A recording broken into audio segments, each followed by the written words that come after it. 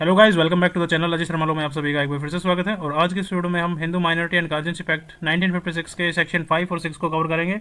हमने इससे पहले वाली वीडियो में सेक्शन 1, 2, 3 तक जो है हम कवर कर चुके हैं। अगर आप लोग चैनल पर नए आए हैं तो वीडियो को लाइक करके चैनल को सब्सक्राइब जरूर कर लीजिएगा।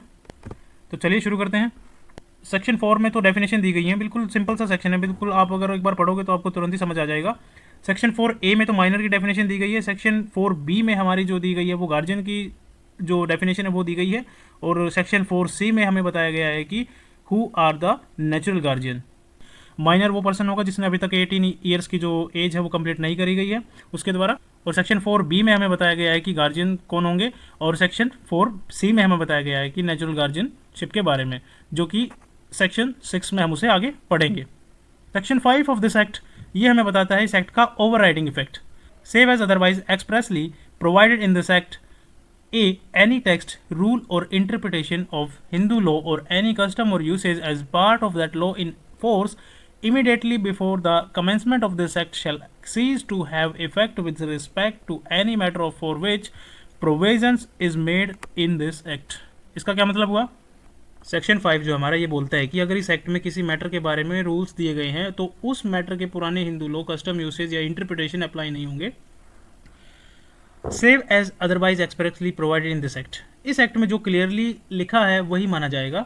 एनी टेक्स्ट, रूल और इंटरप्रिटेशन ऑफ हिंदू लॉ, पुराने हिंदू लॉ के रूल्स, शास्त्र या कोर्ट की पुरानी इंटरप्रिटेशन, एनी कस्टम और यूसेज, कोई भी पुरानी परंपरा यानी जो कस्टम या रिवाज हैं, shall cease to have effect, वो अब अप्लाई नहीं होंगे with respect to any matter for which provisions is made in this act, जिस टॉपिक पर Hindu minority and guardianship act rule बना चुका है।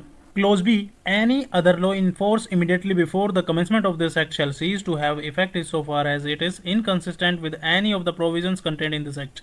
इस एक्ट के आने से पहले जो भी और लॉ लागू थे वो लॉ भी इफेक्टिव नहीं रहेगा in so far as it is inconsistent with any of the provisions contained in this act, सिर्फ उतने लिमिट तक जितनी वो लॉ जो है इस एक्ट के प्रोविजन से जो है कॉन्फ्लिक्ट करता है।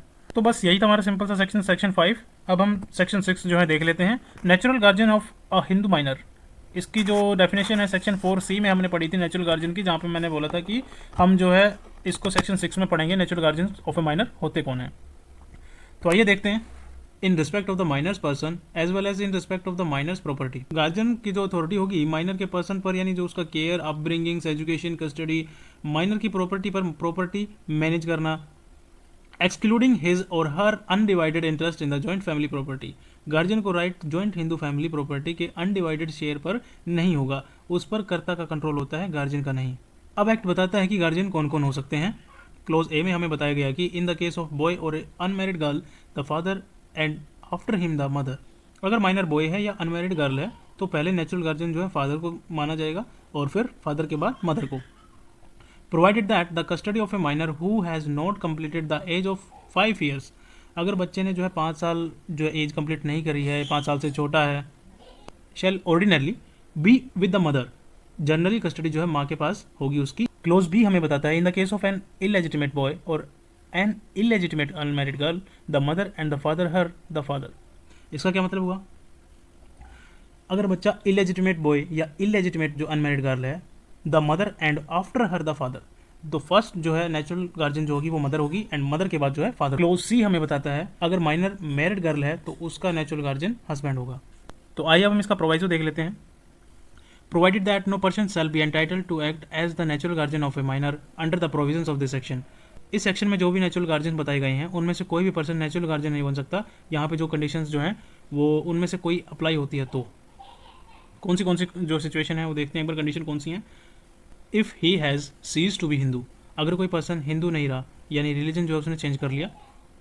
B. If he has completely and finally renounce the world, अगर किसी जो पर्सन है वो रिनाउंस द वर्ल्ड हो गया, मतलब कि मोह माया सब उसने त्याग दी उस पर्सन ने, और ही बिकम हरमेट, यानी जिसका मतलब ये है कि अगर कोई पर्सन है यानी जो उसने फॉरेस्ट लाइफ, अगर कोई जो पर्सन है उसने फॉरेस्ट लाइफ या फिर सन्यासी जो है जीवन वो व्यतीत बिताना शुरू कर दिया, तो वो नेचुरल गार्जियन जो है नहीं बन सकता। इसकी एक्सप्लेनेशन में बताया गया है कि in this section the expression father and mother do not include a step father and a step mother, इस सेक्शन में जब फादर और जहाँ पे मदर जो है बोला गया है उसका मतलब यहाँ पे बताया गया है कि स्टेप फादर और स्टेप मदर इसमें इंक्लूड नहीं होते।